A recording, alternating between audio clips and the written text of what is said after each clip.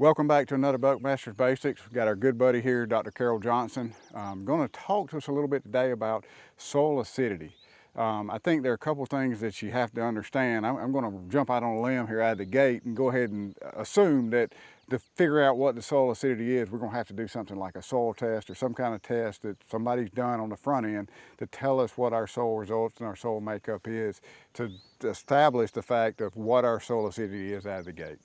Managing soil acidity is fundamental in agriculture, and it's equally fundamental in food plot success. Acidic soils are a naturally occurring thing in the eastern half of the U.S., and that's just due to the mineral nature of the soil itself and man's activities. And acidic soils are measured on a scale of 0 to 14, the pH value, and pH 7 is chemically neutral. And once you start getting in soil pHs from pH of 6 on down, lower to pH of 4, it's in a dangerous level for crop growth. Okay, so we've done our soil test. We've established that we've got a really acidic soil. Now we're going to try to balance that soil. And we know we've got to do that. I'm also going to assume that we've got to think about what seeds or what plants we're going to be planting in that food plot to know what the acidity needs to be for that specific plant. Exactly. But so as we go through this process and we've defined that we have this acidic soil, you know, I think the more important thing is to understand what bad soil acidity does, what the downside of acidic soil is. I mean, what does it cause? What are the problems with it? Well, acidic soils affect crop growth really two ways. They can poison crop growth, crops, or they could cause those crops to starve. An acidic soil will take some elements and make them more chemically available to the point where they poison crops. Okay. It's aluminum toxicity. Okay. All right, and then the other form of loss is acidic soils will take essential elements essential for crop growth and change their form chemically to where they're not available for uptake by plants. Okay. So in other words, you can have all the fertilizer you want on an acidic soil, and you know because it's acidic, those elements are not available to the plant, and the plant's starving to death. So it can't consume That's the great nutrients that are out there that you put out there for it. That's exactly right. You've wasted all that money in fertilizer. Exactly right. And I think that's, you know, going back to basic stuff, I think that's important to understand. Just going out there and throwing a bunch of fertilizer on a field doesn't automatically fix it if you've got toxic or acidic soil out there. Right. That's so we've established we got it. We know what the problems with it are. How do we fix it? It's fixed with a liming, we call it a liming material, and that is something that raises the pH from an acidic level to something approaching the neutral level of pH 7. And there are three types of liming materials. They are limestone, which is a carbonate, chemically a carbonate. Then you've got oxides, and we sell one called Impact that is an oxide. You got hydroxides and you got silicates. But by far the most common one is limestone, a carbonate material. And it's mined locally. Wherever you live, there's going to be a local limestone mine, because this is fundamental for any aspect of agriculture, so they're going to need bulk materials. Right. And it's applied at rates of in tons per acre. Okay. I actually looked at a soil test report yesterday from a customer that his pH was so low, it's going to take 5 tons of limestone per acre to get the pH to where it needed to be. That sounds expensive. It's expensive, but like my dad said, lime does not cost, it pays. Well, in the long run, yeah, it will pay Now, off for sure. now that's kind of a cliche, but it's the truth. And it go back to the starvation thing. If you don't invest in limestone up front, then all the money you're going to invest in fertilizer later on is going to be wasted.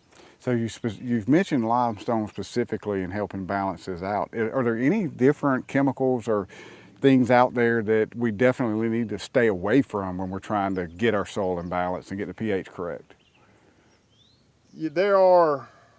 Every year there are products that enter the marketplace that they're touted as being alternatives to limestone. but they're not a carbonate. They're not an oxide. They're not a hydroxide. They're not a silicate. They're something else. And they're being promoted as an alternative limestone because they provide more calcium. Well, calcium itself does not affect soil pH. It does not treat soil acidity. Okay. So calcium's not the answer to the food plot problem. It's an essential element for plant growth, yes, but it does not address the soil acidity problem. Okay. So if we've got, thinking at it from a lot of the food plots that I actually hunt on the places where I hunt, a lot of my food plots are remote. I can't get a lime truck in there. So if I've got a 1/4 to 1/2 acre food plot and I can't get a lime truck in there, bulk lime, with a guy coming in with a tractor trailer or whatever, is not going to be my answer.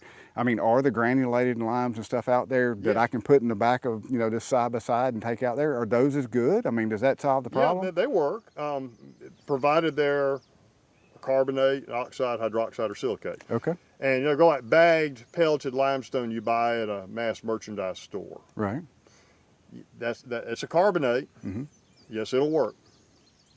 Okay. It may cost you more because you're buying it by the bag as opposed to buying it bulk, but it's a whole lot better than nothing. And then, the oxides, they're sprayable things. They're very quick acting. Mm-hmm. They're very reactive, and they're to raise the pH some for a short period of time, but they are an alternative. And a lot of times it's the sprayable oxides with the bagged limestone or even bulk limestone get a quick reaction up front, and then by then the carbonate materials are beginning to become chemically active to do the job. Okay. So sometimes it's kind of a management thing. You use both.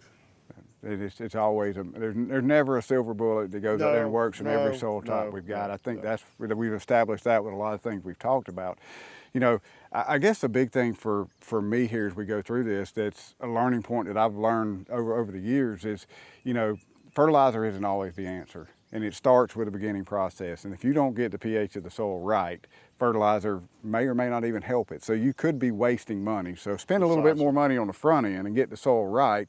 And if you got to cut somewhere, you may end up cutting on the back end on the fertilizer because you got it right on the front end by getting your soil acidity and your pH right. Yeah, and here's the other thing about limestone. You can buy bulk limestone and have it delivered to your property and dump it out there. Mm-hmm. And cover it with a polytarp. And it'll be just as good in a couple of years as it is right now.